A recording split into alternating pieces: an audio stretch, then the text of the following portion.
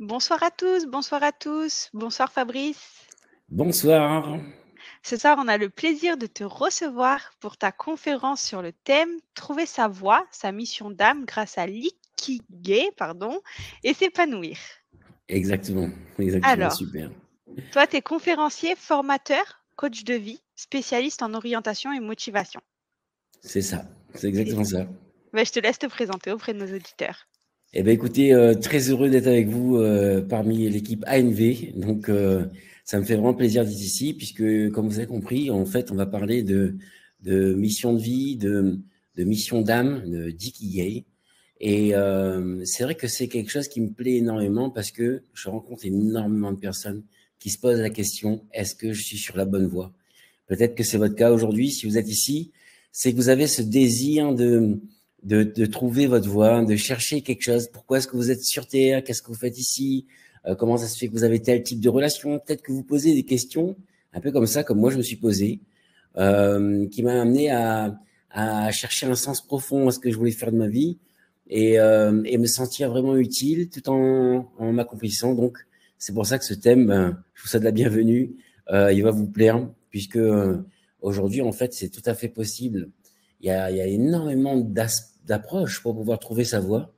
Et vous allez voir qu'on va aborder la voie de l'ikigai.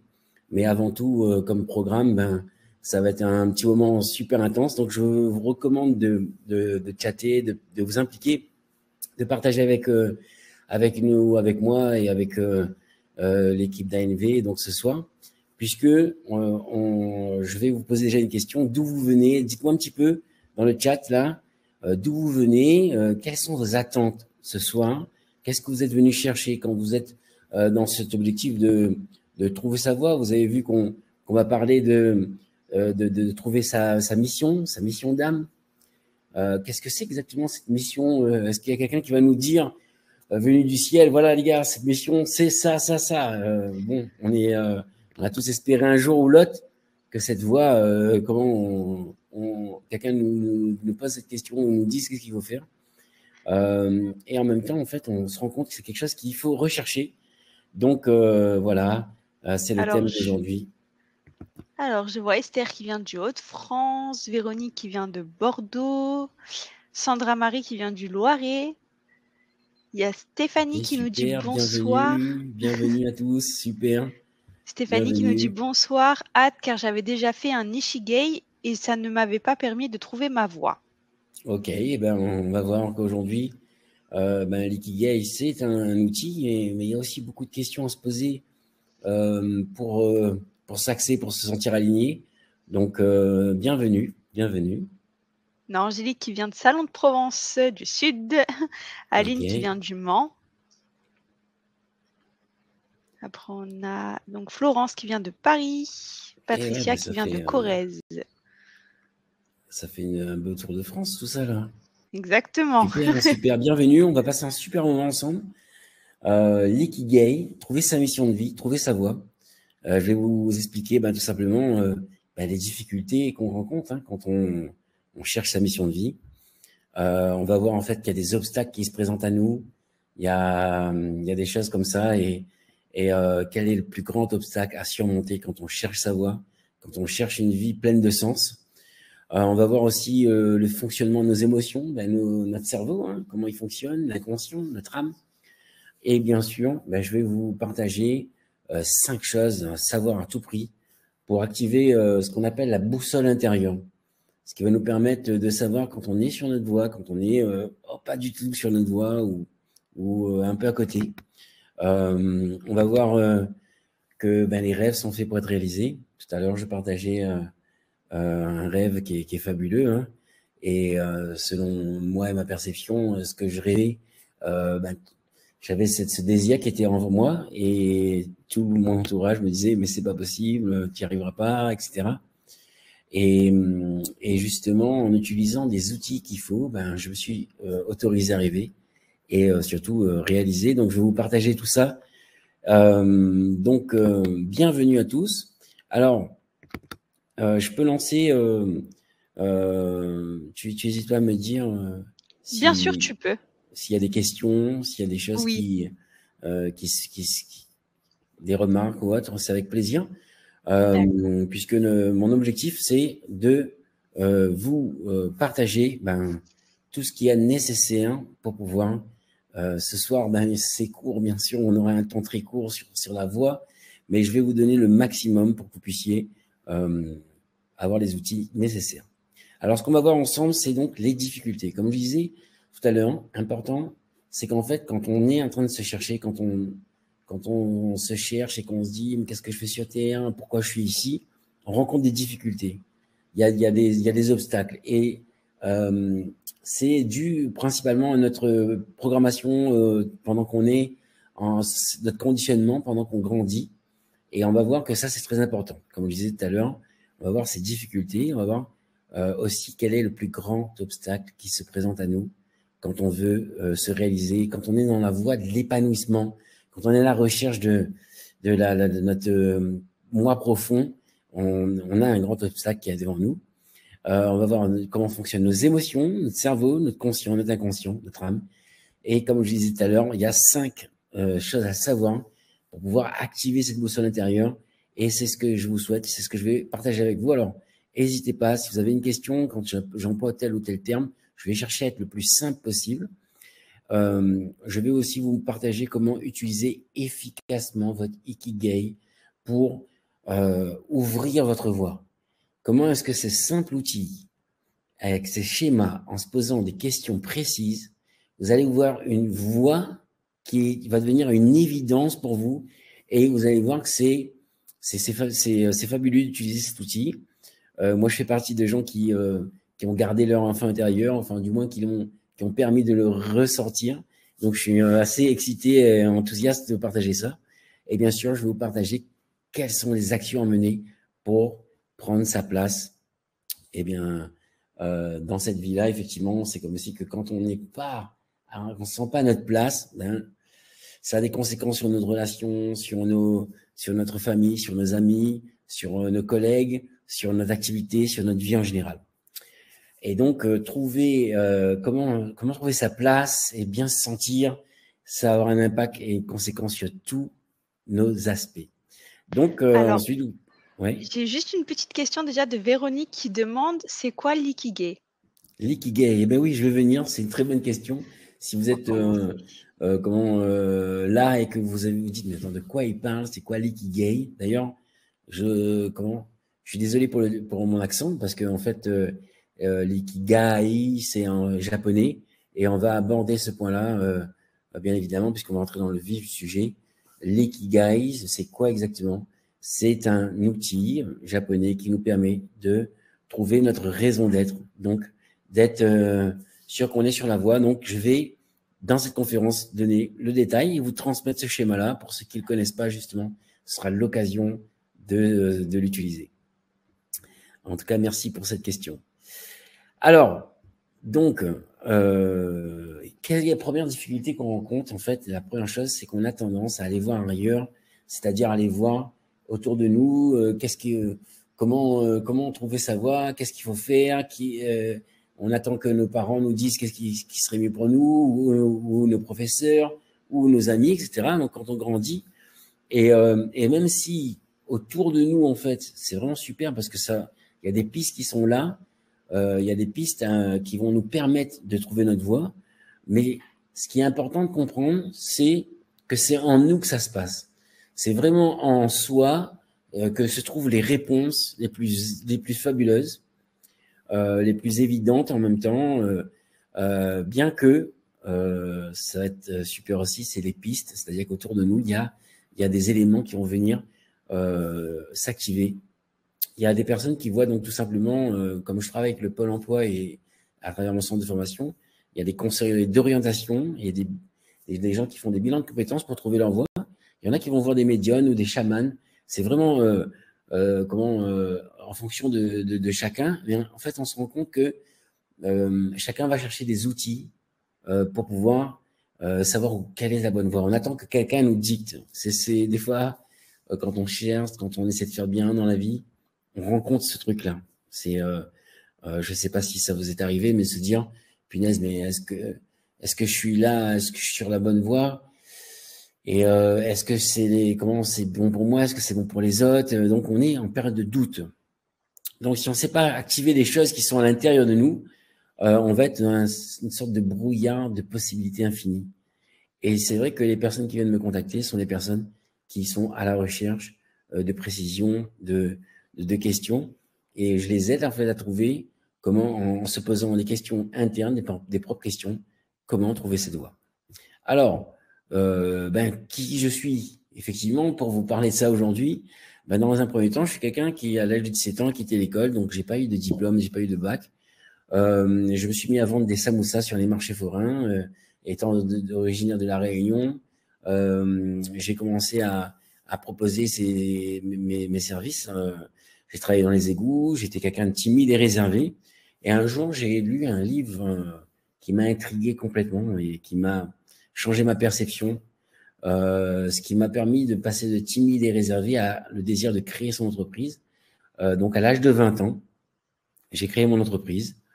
Alors que tout le monde me disait, mais attends, c'est pas possible. Mais je me suis lancé dans le conseil en investissement et je me suis formé pour faire partie des meilleurs. Et là, sur les photos, vous voyez qu'à l'âge de 22 ans, j'étais le Palais de Festival de Cannes, à l'âge de 21 ans plutôt. Je montais le tapis rouge en ayant appliqué ce que j'ai vu dans ce livre, notamment, et puis plein d'autres.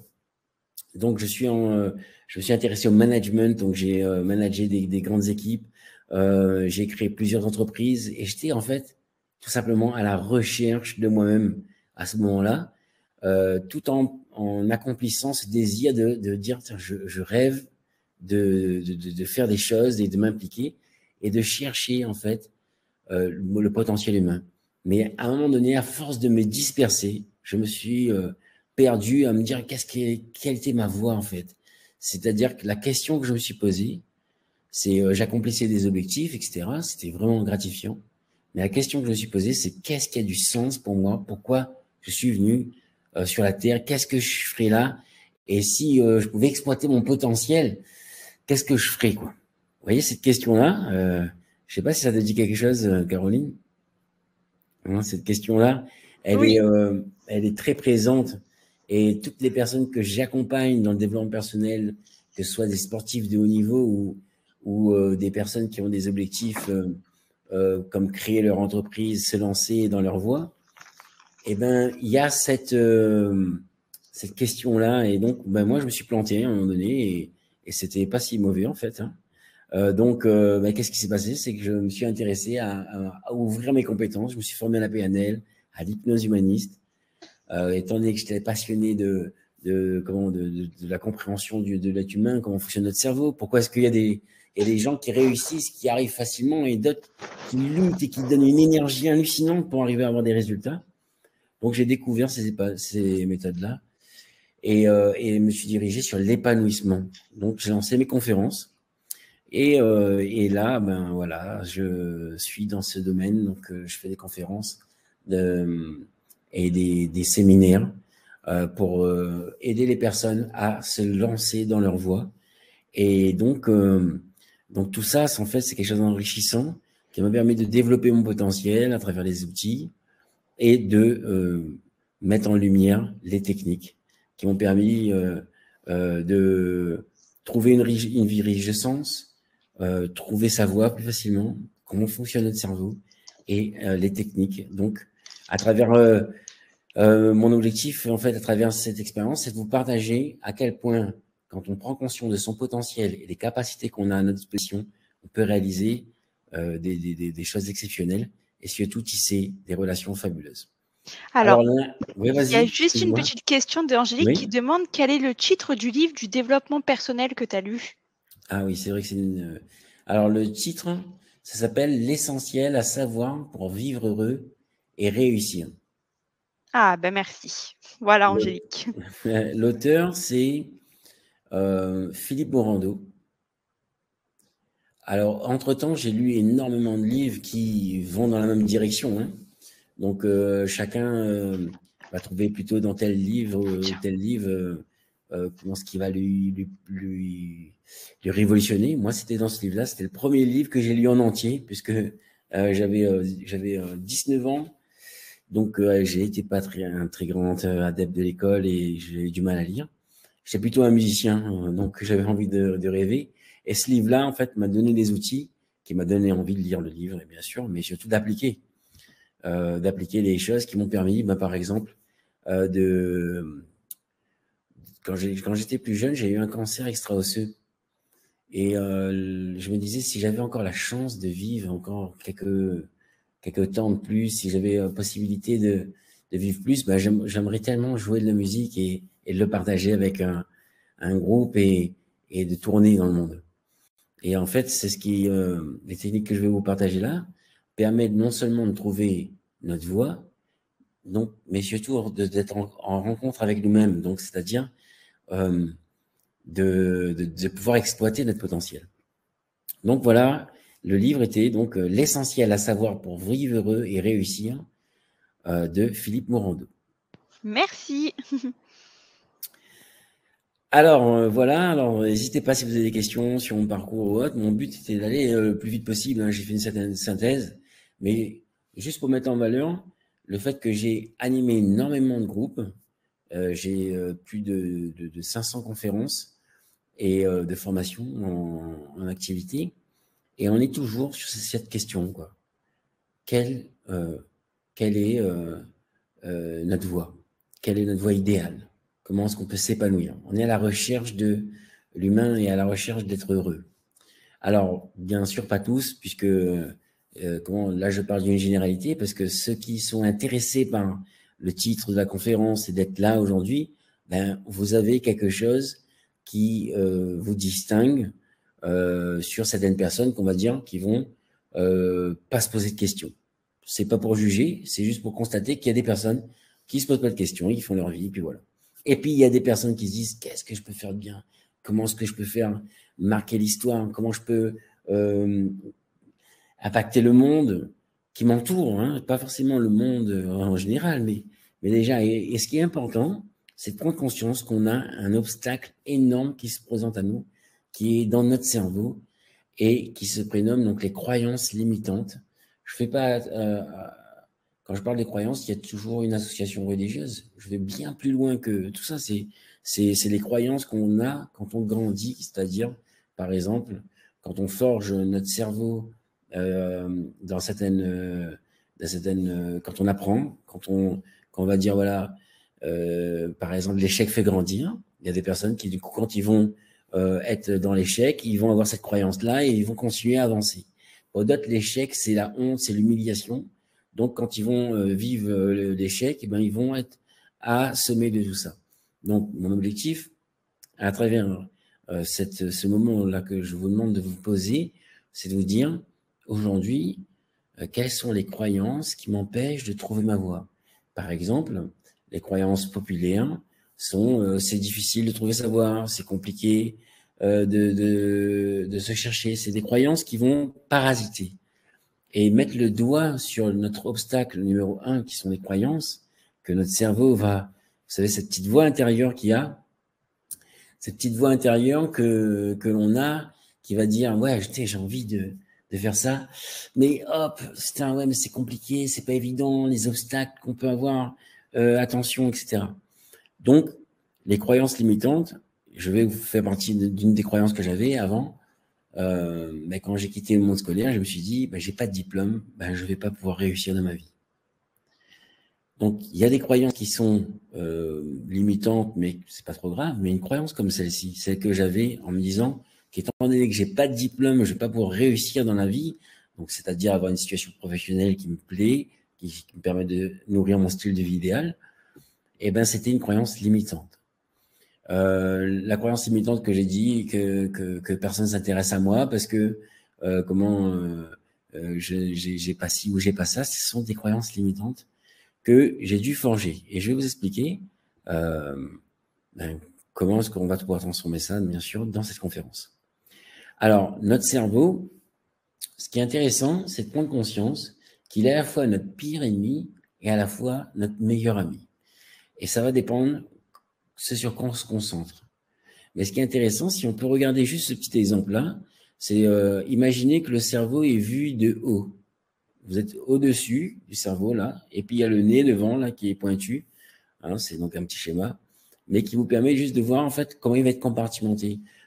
Pour faire rapide, mais concis, mon objectif, c'est de vous dire qu'on a un premier cerveau qui est le cerveau reptilien, qui est un cerveau qui est à l'arrière de notre crâne et qui représente le cerveau le plus ancien, qui est le cerveau reptilien, c'est-à-dire tout l'instinct primitif stocké là-dedans. Au milieu, on a les cerveaux émotionnels, le gauche et le droit, qui vont être là et qui vont agir sur les émotions. Et puis un peu plus tard, un peu plus jeune, ce cerveau, c'est le cerveau préfrontal ou le néocortex en fait, qui se trouve à l'avant. Et ce qui est intéressant, c'est que chacun de ces parties vont avoir un rôle précis et parfois ça rentre en conflit par rapport à notre éducation, par rapport à nos croyances limitantes, par rapport à ce qu'on a vécu, par rapport à nos chocs émotionnels, par rapport à notre histoire. Ce cerveau a des conflits et a enregistré des schémas et qui va généralement rendre difficile la recherche de notre voix, etc. Puisque, en fait, il y a des gens qui trouvent leur voix et que c'est évident, quoi. Vous avez remarqué, peut-être autour de vous, vous avez des personnes comme ça. On dirait que depuis tout petit, ils savent qu'ils va le faire. Tu as des gens, quand tu regardes à la télé, tu te dis, putain, mais lui, depuis tout petit, il sait, quoi. Mais pourquoi moi, je suis en train de chercher où est ma voix? Ça, c'est pas évident. Et donc, c'est déjà de prendre conscience que mécaniquement, notre cerveau, il va rentrer en conflit quand on va aller chercher vers l'épanouissement, quand on va aller chercher notre voie. Ensuite, il y a cette prise de conscience qu'on a un inconscient et un conscient. Alors, vous me dites si vous avez des questions, bien sûr, mais juste pour savoir, c'est qu'on a notre conscient sur lequel, là, qui vous permet, vous êtes chez vous, vous prenez des notes, parfois vous êtes à l'écoute, et puis ça c'est notre conscient qui gère, c'est-à-dire notre conscient gère 2000 informations par seconde, et ces 2000 informations par seconde ont été mesurées par des capteurs, donc qui nous permettent de sélectionner que, en fait, ça va très vite. Et notre conscient a cette capacité incroyable de gérer énormément d'informations, comme par exemple d'écouter, pendant qu'en même temps vous pouvez noter, pendant qu'en même temps vous respirez, tout ça se passe. Et là, on va frôler, donc quand je parle de respirer, tout ça, c'est les informations qui sont de l'ordre de l'inconscient et qui sont plus, au moment où je vous parle, vous prenez conscience de votre respiration, par exemple, à cet instant. Mais ce qui se passe, c'est que juste avant, vous n'y avez pas conscience. Donc, c'était dans l'ordre de l'inconscient. Et si je vous dis, voilà, vous avez votre cœur qui bat, et au fur et à mesure, vous aurez votre conscience sur ce qui était inconscient, au fur et à mesure, en fait, vous prenez conscience qu'on a deux parties de nous-mêmes, notre conscient et notre inconscient. L'inconscient, il va gérer notre température du cœur, par exemple. Il va nous permettre de tenir en équilibre sans qu'on ait à réfléchir, à savoir tenir en équilibre sur le canapé ou sur notre chaise. Notre inconscient va gérer, si on a dit, notre conscient dit, je prends un stylo, l'inconscient gère le nombre de muscles qu'il faut pour pouvoir prendre ce stylo et le mettre avec soi. Donc le but, c'est pas de faire un cours complet là-dessus, mais c'est juste de savoir que notre conscient et notre inconscient aussi rentrent en conflit. Quand on décide de faire quelque chose, quand on prend une décision, il y a l'inconscient qui va, par la loi de l'habitude, il va être habitué de gérer des systèmes de croyances et il va rendre difficile l'accès à notre vie de rêve, tout simplement. C'est ça. Et puis voilà, troisième aspect, c'est notre âme. Pour certains, en fait, c'est un aspect purement religieux ou spirituel. Or, l'âme est bien évidemment étudiée scientifiquement et on peut bien évidemment avoir les deux aspects. Hein. L'approche chamanique nous permet d'être en relation avec son âme et donc plus à l'écoute de son intuition, etc. Et puis, il y a aussi des outils comme l'auto-hypnose. Enfin, en tout cas, on peut nous montrer. Et là, ce que je veux mettre en avant, c'est à quel point notre corps est tout petit par rapport à notre âme. Donc, notre être en lui-même, c'est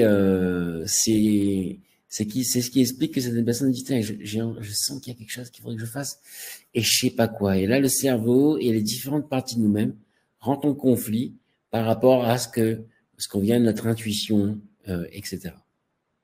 Alors, n'hésitez pas, si vous avez des questions, je suis bien évidemment ouvert à rentrer plus en détail. Si vous voulez, l'objectif ici, c'est vraiment de vous faire prendre conscience que si vous êtes à la recherche de votre voie, alors il y a une préparation mentale et physique, et même, je dirais, de notre âme, de notre tout, en fait, c'est une prise de conscience de soi pour faciliter ça. Si vous allez chercher longuement sans prendre conscience de tous ces aspects, eh ben, ça risque d'être un peu plus compliqué. Bien que il n'y a pas de bonne technique ou de mauvaise technique, puisqu'il y a la vie qui s'expérimente. Mais ça, c'est quelque chose qui est très important, c'est de prendre conscience que on a des outils en nous, on a un potentiel, et que plus on veut aller et exploiter au maximum notre capacité, plus il faut se comprendre et aller chercher des questions, des réponses du moins en soi, et se poser des bonnes questions. Alors, j'ai une petite question de Gabriel qui dit: comment peut-on savoir que nous sommes en connexion avec notre âme? Comment peut-on savoir? Alors, ça, c'est une super question, puisque aujourd'hui, en fait, il y a plusieurs aspects. Hein. Depuis des millénaires, on a toute une historique de plusieurs cultures différentes qui amènent à parler de l'âme. Après, on pourrait dire, ouais, mais est-ce que c'est vrai, est-ce que c'est faux? En tout cas, ce qui est sûr, c'est que c'est unanime, quoi. Ils arrivent quand même à décrire depuis des millénaires cette subtilité-là. Maintenant, aujourd'hui, effectivement, en 2022, il y a la science a avancé depuis des années, qui nous confirme, par exemple, c'est pour ceux qui ne le savent pas, la psychothérapie, c'est l'étude de l'âme. Psyché, donc c'est l'âme. Ça veut dire que ça fait déjà des siècles qu'on étudie cette corrélation entre l'âme, le corps et l'esprit. Simplement, c'est vrai que c'est plus facile à comprendre aujourd'hui quand on va étudier avec les outils et neuronaux, avec la science et la physique quantique, c'est beaucoup plus facile à comprendre puisqu'on arrive à mettre une forme, on arrive à mettre une densité, alors qu'avant c'était des calculs et des probabilités, donc il fallait quand même être soit mathématicien, soit physicien pour comprendre ça. Alors qu'aujourd'hui, cet aspect-là est beaucoup plus facile, on a beaucoup plus accès à cette compréhension-là dès qu'on va se remettre à chercher à comprendre le fonctionnement humain. Que ce soit à travers le yoga, que ce soit à travers la médecine traditionnelle chinoise, ou encore aujourd'hui avec l'hypnothérapie, etc., on peut avoir une corrélation à la fois scientifique, de manière rationnelle et concrète, et à la fois de manière un peu ésotérique sur cet aspect-là. Donc pour moi, j'ai rencontré des personnes avec qui on a utilisé des outils très cartésiens pour trouver leur voie et qui étaient en corrélation avec certaines qui utilisent par exemple le tarot ou autre. Il y a des choses pour moi, je me dis mais comment c'est possible? Mais simplement, je vois des résultats qui sont cohérents. Simplement, j'ai remarqué que quand on trouve sa voie par soi-même, en utilisant l'aide des autres, c'est un paradoxe. C'est dans les paradoxes que se trouvent souvent les plus grandes choses. C'est-à-dire que il faut chercher en soi et aller chercher des pistes à l'extérieur. Et donc, pour répondre du coup et revenir à la question, aujourd'hui on est connecté à notre âme. Simplement, plus on utilise notre cerveau cerveau néocortex, notre réflexion, etc., plus on se déconnecte de notre intuition. Et ça, c'est comme si quand on réfléchit, la lumière ne passe plus. Je ne sais pas si vous avez déjà remarqué quand vous êtes en train de discuter avec quelqu'un et vous voulez parler d'un ami proche. Et là, vous voulez donner ce prénom et ce prénom n'est pas là, quoi. Plus vous réfléchissez au prénom et plus le prénom vous échappe et vous dites mais putain je le connais quoi, et à un moment donné vous dites bon tant pis, et des fois quelques minutes plus tard hop, le prénom revient tout seul des fois, c'est peut-être le lendemain. On voit que l'activité cérébrale mentale bloque les émotions et l'intuition en règle générale. Aujourd'hui, il y a de plus en plus de spécialistes qui s'intéressent au fonctionnement de l'intuition. Et donc, voilà. Ça, c'est pour la partie âme, corps et esprit. Et là où je veux en venir, c'est que c'est vrai que quand on va chercher et quand on va se poser certaines questions qui vont être liées de cœur, que vous allez voir dans quelques minutes, là, eh ben, on s'enrichit très vite. On s'enrichit très vite. Je parle vraiment de l'enrichissement énergétique, la complicité avec les gens qui sont autour, et puis après, en deuxième temps, la conséquence aussi de l'enrichissement matériel. Alors, voilà, donc si j'ai bien répondu à la question, n'hésitez pas si vous avez une autre question à ce niveau-là. Maintenant, juste pour activer votre boussole intérieure, il y a 5 choses à savoir, puisque pour développer son intuition, pour être en phase avec soi, pour être à 100% de ses capacités, il y a 5 choses que je vais vous recommander aujourd'hui à faire. Notamment, la première, c'est la respiration. Vous savez certainement que c'est important de bien manger, c'est important de s'hydrater, et plus on est équilibré sur ce domaine, et plus notre corps va être en bonne santé. Ça, c'est une chose. Mais respirer, aujourd'hui, c'est le mal-être de notre société. C'est la première chose qu'on apprend quand on va faire de la scène, que ce soit musicale ou que ce soit des conférences, c'est que plus on va respirer rapidement et plus nos idées seront brouillées et plus on va avoir du mal à avoir une éloquence en public et plus on aura du mal à s'exprimer, à vouloir aller vers où on veut, tout devient flou. Quand on respire rapidement, on est très sujet à être en colère, à être énervé, etc. Respirer lentement est super important, c'est-à-dire respirer plus profondément. Notre société en règle générale, hein, alors peut-être que certains d'entre vous, c'est parfait, la respiration est nickel, mais pour la majorité d'entre nous, en fait, le fait d'avoir appris à respirer, pas avoir appris vraiment à respirer, on respire beaucoup trop rapidement. Donc, le but, c'est de prendre conscience de sa respiration et de respirer. Donc, dans les séminaires que j'organise, on fait des exercices de respiration. Et ça devient une évidence et c'est rapide quand on fait 5-10 minutes de respiration, par exemple en cohérence cardiaque. Et en fait, on prend conscience qu'on a d'un coup l'esprit plus léger. On a nos idées qui sont beaucoup plus faciles à mettre en place. Tout devient plus clair. En fait, la place au doute est plus difficile puisqu'on est plus focus sur ce qu'on veut faire, on a plus conscience. La respiration, elle est cruciale. Aujourd'hui, si je peux avoir transmis le message que, voilà, prendre conscience de sa respiration, et ça va vous libérer vos facultés pour avoir une capacité, donc confiance en soi, amour de soi, énergie en soi. Donc tout ça nous permet d'avoir un esprit plus clair, donc s'entraîner à mieux respirer, un petit peu tous les jours, 5-10 minutes par jour, en faisant par exemple de la cohérence cardiaque, où il y a plusieurs types de respiration qui existent, mais qui va permettre d'augmenter la respiration. Alors, il y a une petite question de Esther qui nous dit la respiration nous permettrait de mieux nous connecter à notre âme? Oui, je fais un raccourci quand je dis oui comme ça. Oui, parce que en fait, c'est la conséquence de la respiration. Par exemple, dans les méditations, on va observer que de nombreuses méditations vont aller vers une respiration plus lente et plus calme. Ça va avoir une conséquence sur les cellules, sur l'oxygénation de notre cerveau, donc du coup sur nos neurones et sur la connexion des synapses. Donc tout ça, tout le circuit neuronal va être beaucoup plus, donc au niveau, je dirais, pragmatique, au niveau du cerveau, c'est extraordinaire. Ensuite, la psyché, notre connexion, donc l'intuition, l'âme, c'est la voix, l'intuition, on va être beaucoup plus connecté avec notre âme. En fait, on va augmenter notre connexion avec notre plus grande partie de nous-mêmes, cette partie qui a confiance, cette fois-ci qui croit en la vie, cette fois-ci, cette partie qui a un amour inconditionnel, qui est en nous. Il y a des choses, effectivement, on a des trucs, on est détestable sur cette partie de nous-mêmes, bien sûr, mais il y a une partie de nous, de l'être humain, qui est fabuleuse, qui attend qu'une chose, c'est d'être réveillé. Et la respiration, ouais, c'est un moyen d'accéder en fait à cet aspect-là.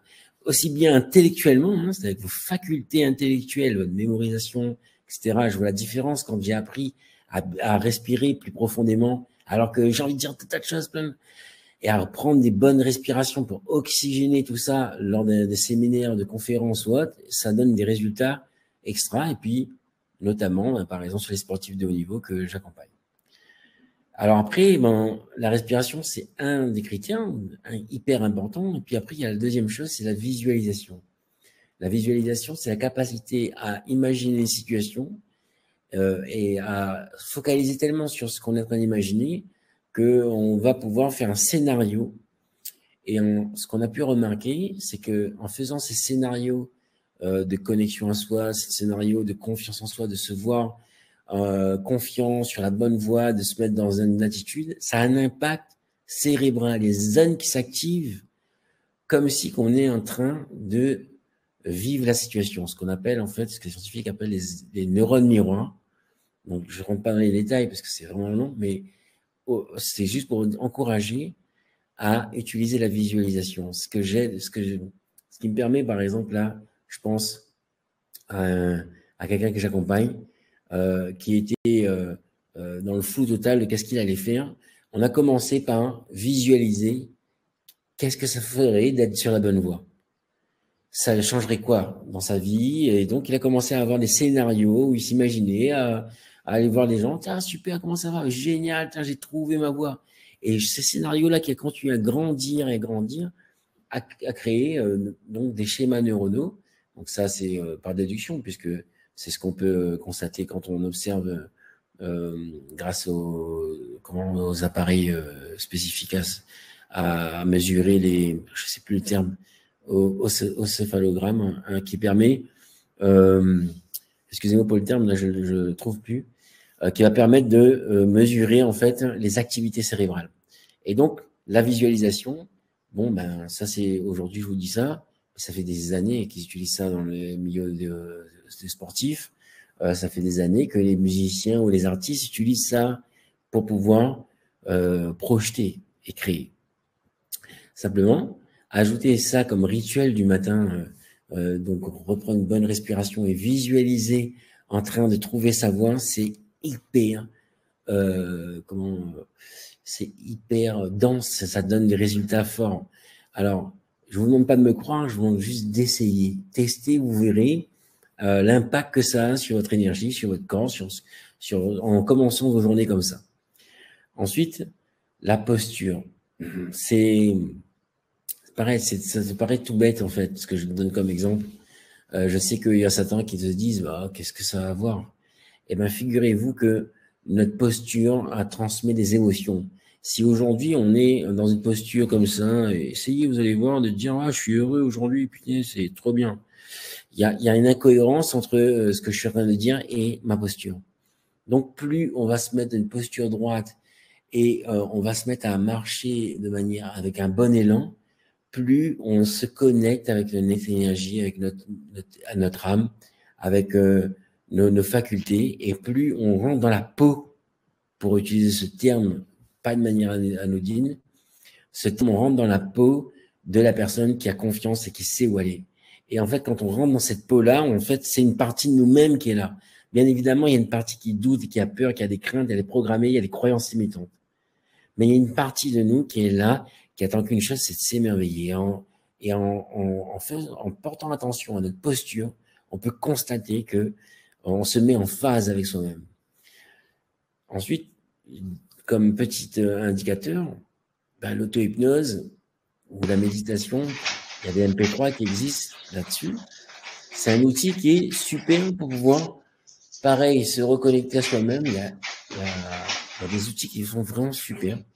Et vous verrez pour ceux qui s'inscrivent aux ateliers, j'ai un petit bonus qui est là-dessus avec un MP3 qui est vraiment super, qui permet de guider et de pouvoir justement se reconnecter à soi. En fait, il y a une partie de nous qui sait exactement ce qui est le meilleur pour nous.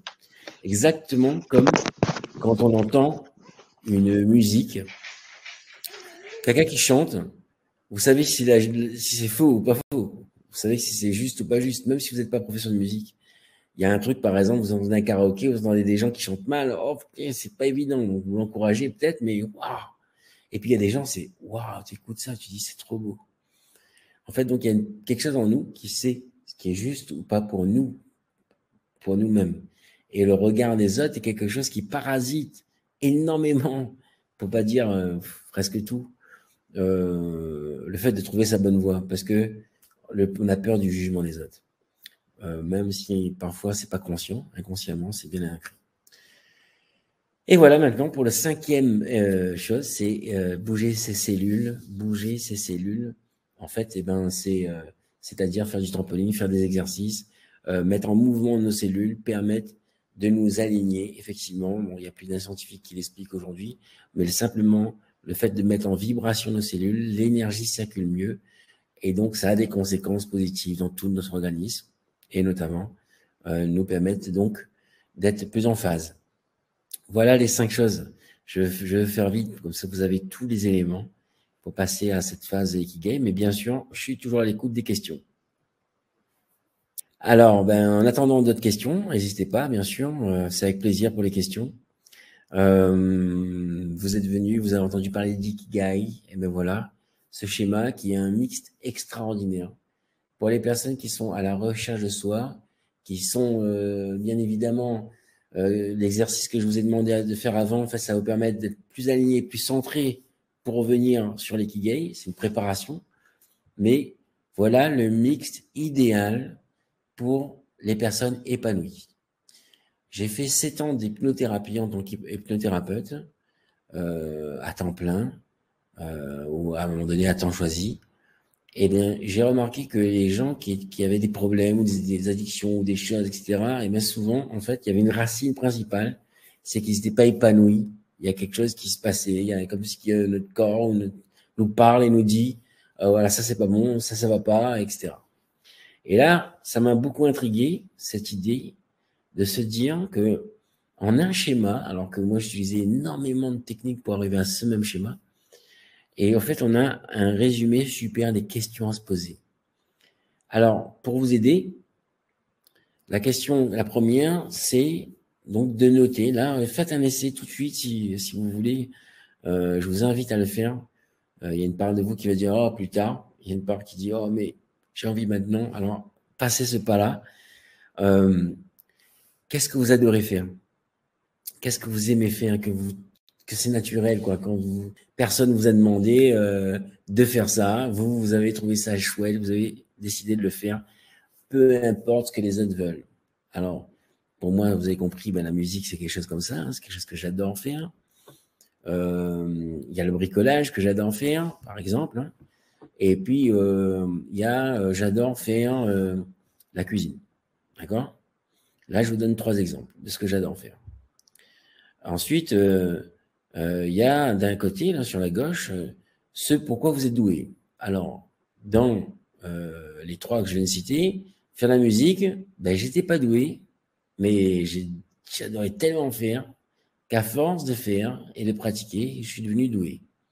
Donc, soit vous repérez que vous n'êtes pas doué, mais que vous avez à pratiquer pour le devenir, soit vous êtes déjà doué.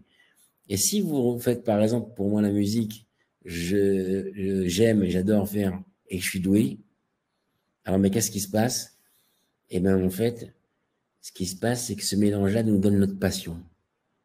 Naturellement, quand vous êtes passionné par quelque chose, c'est que vous aimez faire cette chose, vous adorez faire cette chose, mais en plus, vous êtes doué. Ça devient passionnant. Et ça, c'est quelque chose que des gens vivent, que vous avez déjà vécu, quelque chose. Pour certains, non, vous connaissez pas ce que c'est que d'être passionné. Alors, rassurez-vous, c'est possible pour tout le monde. Il faut faire ce mélange-là. Si on va un peu plus loin sur la droite, ce dont le monde a besoin. Quand on va mélanger ce dont le monde a besoin à ce qu'on adore faire, on va trouver là notre vocation. Alors, quand on est dans la vocation, on va, vous savez, quand on est dans l'aide aux gens, on va voir ce que les gens ont besoin, qu'est-ce que je peux faire pour aider des filles, etc. C'est ce truc que parfois, quand on fait un métier qu'on kiffe, tu vois, tu as des amis comme ça qui font un truc, c'est hallucinant, ils adorent, mais ils ne sont pas du tout utiles. Tu as envie de leur donner des claques en disant, mais qu'est-ce que tu fais? Tu as tout pour être heureux. Et en fait, non, il ne peut pas être heureux parce qu'il lui manque ce besoin d'être utile, ce dont le monde a besoin. Donc, c'est la vocation et la passion. Ben là, on passe à un autre style de vie, quoi. C'est fabuleux. Alors, quand on mélange ça avec ce pourquoi on est payé, ça devient notre mission. Et quand on mélange notre mission, vocation, passion, et que ça touche à notre profession, alors on trouve un équilibre que les Japonais appellent ikigai, faire sa raison d'être. Alors, ben oui, ben moi j'encourage les personnes. Aujourd'hui, j'ai plus d'une dizaine de personnes que j'ai accompagnées chaque année à travers des séminaires, à travers des ateliers en ligne où on échange sur le domaine pour qu'ils puissent réaliser leur passion, réaliser leur ikigai, leur raison d'être. C'est-à-dire faire de la passion, nourrir le style idéal, faire ce dont le monde a besoin et bien sûr être rémunéré pour tout ça. Et donc, quand on dit ça, ça paraît, pour certains là, il y en a qui se disent, ouais, j'ai vu le schéma là tout de suite, ils me disent, mais oui, je vais faire ça, ça, ça. C'est super simple, quoi. Ils voient le schéma et ils disent, mais oui, c'est évident. Ils vont peut-être réajuster quelques petites choses qu'ils ont dans leur vie actuelle et c'est super. Pour d'autres se disent, waouh, c'est compliqué ça. Qu'est-ce que j'aime vraiment faire? Mais par quoi je suis passionné? Ouais, mais qu'est-ce que le monde a besoin que moi, je vais pouvoir donner? Ouais. Est-ce que je suis à la hauteur de donner des choses ou de faire des choses ou rendre des services? Et donc, ça va toucher notre estime de soi, notre confiance en soi. Et c'est ce qui va créer le plus grand blocage. C'est pour ça qu'en fait, plusieurs études nous montrent que il y a une partie de la population qui n'est pas épanouie dans leur activité professionnelle parce qu'ils ne se sentent pas en accord avec leur mission de vie, leur âme, etc. Alors, ça paraît fou de se dire qu'il suffit de se poser ces questions-là. Qu'est-ce que vous aimez faire? Qu'est-ce que vous adorez faire? Et ensuite, il faut gonfler votre confiance en vous pour pouvoir accéder à, bien évidemment, peut-être qu'elle est là ce soir dans cette conférence, mais j'ai une élève que j'accompagne et qui est en fait, qu'est-ce qui lui arrive? Elle a découvert il n'y a pas si longtemps c'était quoi sa voix. Elle s'est dit, punaise, elle aimerait enseigner, être formatrice indépendante et travailler de n'importe où dans le monde. Et ben au début, quand elle a découvert que c'était ça son truc, elle s'est dit, waouh, ouais, mais jamais j'y arriverai, quoi. Qui c'est qui va me payer mes services ou comment je vais faire pour être indépendante et travailler dans le monde? C'est compliqué. Enfin, il y a plein de blocages qui se mettent et des questions et tout ça. Si on cherche à répondre en une fois, c'est pas possible. Il faut décortiquer parce que notre néocortex, il a besoin de décortiquer et viser quelque chose de grand et de fabuleux, mais décortiquer en petites actions quotidiennes, pragmatiques, qu'on va mettre en place pour pouvoir atteindre ça. Et donc, pour certaines personnes, ça prend quelques semaines, pour d'autres, c'est quelques mois, et pour certains, un petit peu plus d'une année, pour pouvoir ajuster en fait tout ça. Et c'est vrai que, par exemple, dans un séminaire, pour ma part, le mixte entre la musique, la cuisine et le développement personnel, eh ben, j'arrive à trouver un ikigai qui fait ma raison d'être. Et donc, c'est pour ça que j'ai envie de vous encourager à ça. Voilou. Alors, donc, il y a un truc qui est clair, je vous dis un truc, c'est que la procrastination va vous rôder si vous êtes à la recherche de votre ikigai. Et donc, il faut à tout prix programmer des séances dans votre agenda. Il faut se dire, demain, je m'y mets. Matin, allez hop, c'est parti, je fais les petits rituels que je vous ai dit sur la respiration, sur l'auto-hypnose, sur le trampoline, sur l'entraînement des postures, et vous allez voir que ça, c'est quelque chose de très important. Il faut s'inscrire à un groupe de personnes qui vous ressemblent et qui vous tirent vers le haut. C'est super important de s'unir des personnes qui sont autour de vous. Être attentif aux pistes et stimuler votre curiosité. Voilà, par exemple, l'enfant intérieur, c'est quand il est stimulé par cette curiosité, si je vous dis quelque chose, j'ai quelque chose à vous dire, mais je vous dis pas tout de suite parce que ça va être super utile, que je vous le dirai après parce que vous allez voir, c'est fabuleux, mais je vous dis pas tout de suite. Il y a un truc qui fait qu'on a envie de savoir ce que c'est. Donc, être attentif aux pistes, Et un petit conseil, c'est aider les autres. Vous allez voir que quand vous allez dans la démarche d'aide aux autres, vous allez entrer naturellement dans le service et rentrer dans un flux qui, qui nous met sur une vibration, et cette vibration nous met des circonstances en place et les bonnes personnes pour vous aider à trouver votre voie. Il y a Alors, Valérie qui dit « Je confirme ce que dit Fabrice. Grâce à Fabrice, j'ai trouvé mon Ikigai. » voilà, tu vois, donc je parlais de Valérie. Valérie, je te fais un bisou, c'est trop plaisir, tu sens que tu es là. Et ouais, ça me fait plaisir parce que justement, au début, Valérie ne savait pas trop où aller, quoi faire. Et c'est quelqu'un avec qui j'ai eu beaucoup de plaisir de travailler et d'aider à trouver sa voie. Et donc, bravo Valérie, c'est cool ça. Je suis content que tu sois là aussi. Donc voilà. Il y a d'autres questions peut-être? Alors, on a une question d'Angélique qui dit « À partir de quel âge pouvons-nous créer l'ikigai pour un enfant ?» Alors, à partir de quel âge? Moi, j'ai envie de dire, c'est pas mon domaine particulier, les enfants, dans le sens que j'ai pas fait de travail, on va dire, purement pragmatique avec eux. C'est juste un travail d'observation. Ce que j'ai pu constater, c'est que plus on va laisser l'enfant choisir ce qu'il aime, plutôt que l'influencer vers des trucs figés, plus en fait c'est la nature. C'est-à-dire qu'au départ, si nous on a du mal, nous on a eu du mal, c'est parce que on a été bridé. On nous a dit, est-ce que tu es sûr, est-ce que ceci, est-ce que cela, ouais, mais bon, alors que naturellement, en fait, il y a des choses qu'on fait naturellement. Un enfant qui a envie d'être conférencier, il va avoir envie de parler aux gens, il va avoir envie de fédérer les gens, il va avoir ces trucs naturels. Donc, on peut le laisser. Qu'est-ce que tu aimes faire? En posant des questions, qu'est-ce que tu as envie de faire? Qu'est-ce que tu aimes faire? Et en les laissant aller vers. S'il a envie de faire des instruments de musique, ben, laissez-lui faire sans mettre d'objectifs, de trucs. Ça parasite. Quand l'enfant est en train de se développer, qu'on l'aime ou qu'on l'aime pas par rapport à ce qu'il va faire. C'est con ce que je dis, mais ça, c'est ce que j'observe, c'est que de dire, ah, c'est bien, tu as fait de la musique aujourd'hui. Ben, c'est bien ou pas bien. En fait, on peut l'encourager, mais s'il n'a pas eu envie de faire, c'est pas normal qu'il soit puni, par exemple. Je prends l'exemple de l'éducation un peu stricte qu'il y a eu il n'y a pas si longtemps, qui est encore aujourd'hui, et qui a vers de moins en moins. Sans aller vers l'enfant roi, c'est pas ce que je préconise, bien sûr, parce que la difficulté est aussi un truc hyper important. Hein. Quand on apprend à marcher, nos muscles se développent uniquement quand on se relève. C'est l'action de se relever qui renforce les muscles, qui permettent de marcher. Donc, l'échec, toutes ces choses-là sont faites pour tomber. Il faut tomber, il faut se relever, ça fait partie du jeu.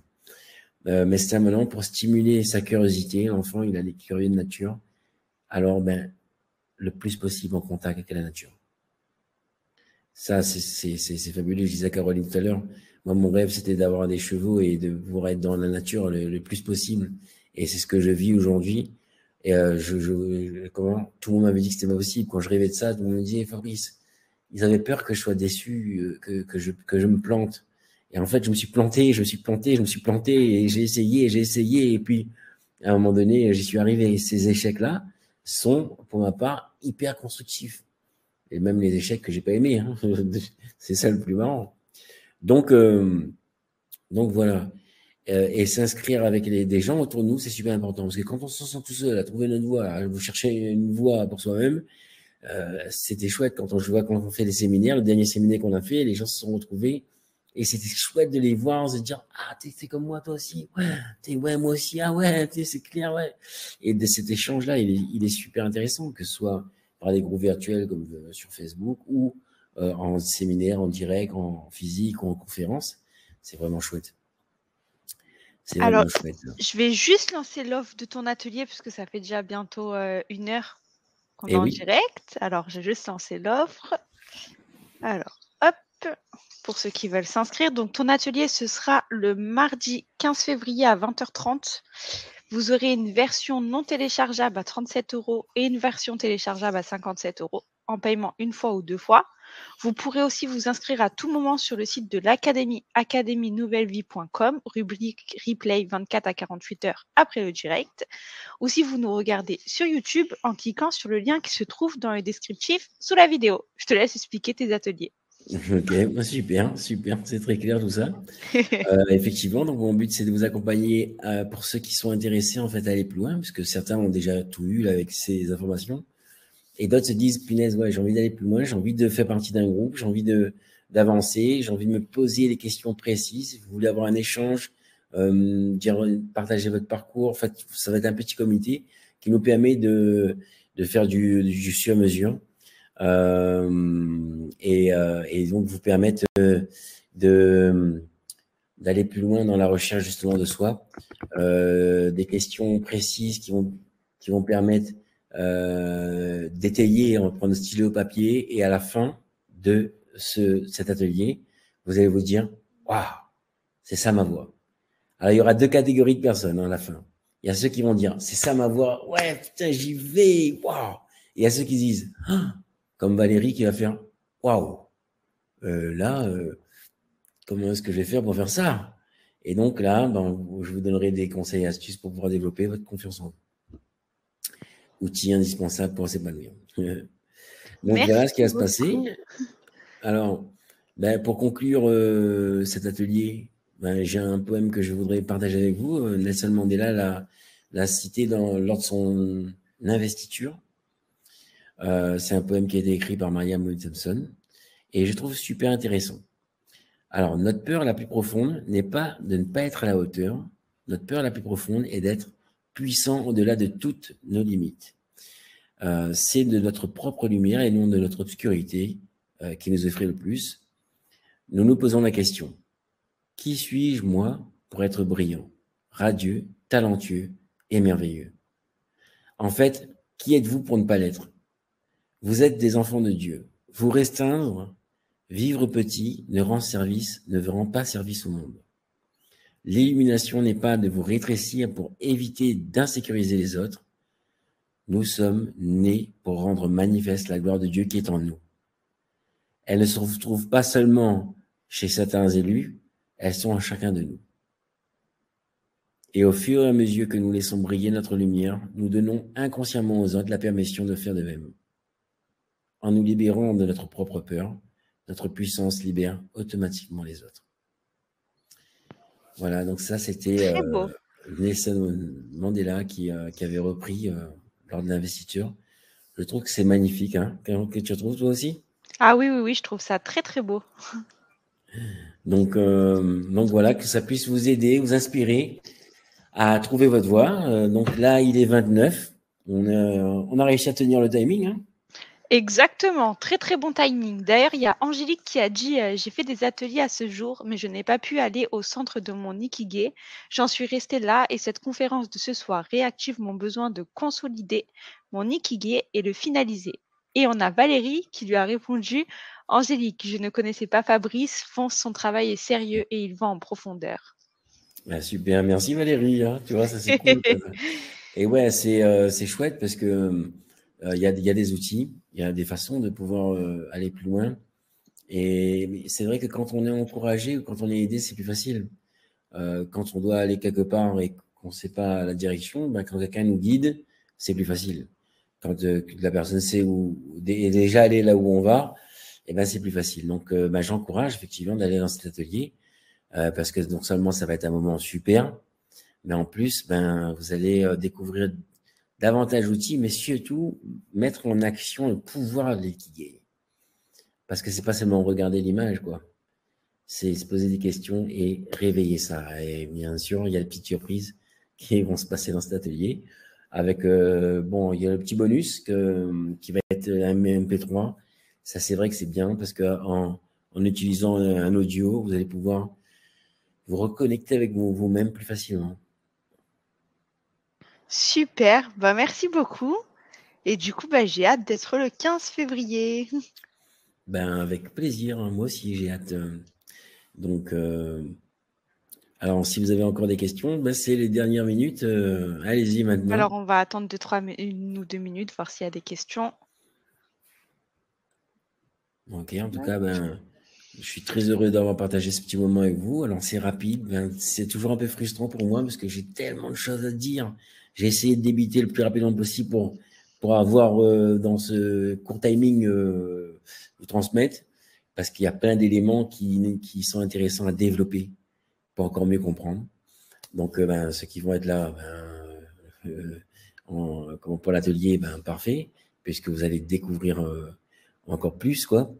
Et pour ceux qui pourront pas, pour X raisons, en tout cas, je vous souhaite une belle continuation dans la quête de vos rêves, dans la recherche de vous-même. Je vous souhaite vraiment plein de bonnes choses, plein de bonnes ondes, puisqu'on est encore dans le début d'année. Je profite pour vous dire, belle année à vous. Croquez la vie, croquez la vie. Et si quelqu'un vous dit, les gars, c'est pas possible parce que si ou ça, vous n'y croyez pas. On m'avait dit que jamais je pourrais jouer de la musique devant un public. Je l'ai fait. On m'a dit que je pourrais pas faire d'avoir un grand terrain avec des chevaux comme ça et tout. C'est possible. Les circonstances se font. Et j'ai du temps pour profiter de la vie avec mes animaux et ma petite chérie. On fait des séminaires ensemble. C'est pas pour me vanter que je dis ça. Je pense que vous l'avez compris. C'est vraiment pour vous dire que tout est possible. Mais se poser la question, qu'est-ce qui est fait pour moi et qu'est-ce qui a plus de sens? C'est la première étape. Alors, en tout cas, j'ai passé un bon moment avec vous. Merci beaucoup, c'est réciproque. J'ai passé une très très bonne conférence. D'ailleurs, il y en a beaucoup qui te remercient dans le chat. Puis, il n'y a pas l'air d'avoir de questions. Tout a l'air Ok. clair.